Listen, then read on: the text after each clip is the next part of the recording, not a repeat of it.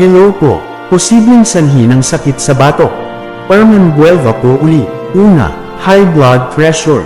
Karaniwang kasabay ng paninikip ng ulo, hilo, at pagod. Senyales na kailangan mo nang magpatingin. Pangalawa, stress at pagkapuyat. Matigas ang batok dahil sa tense muscles. Maaaring dulot ng posture o mental stress. Pangatlo, maling posisyon sa pag-upo o paggamit ng gadget. Madalas sa work from home o phone users. Tinatawag din itong technique. Ika-apat, dehydration o pagod. Kulang sa electrolytes, kaya sumasakit ang batok at ulo. Ika-lima, lamig o naepethen ng ugat. Biglang sakit matapos malamigan. Maaaring musculoskeletal ang pinagmulan. Mga dapat gawin: uminom ng sapat na tubig. Magpahinga at iwasan ang stress, e-stretch ang leeg at balikat.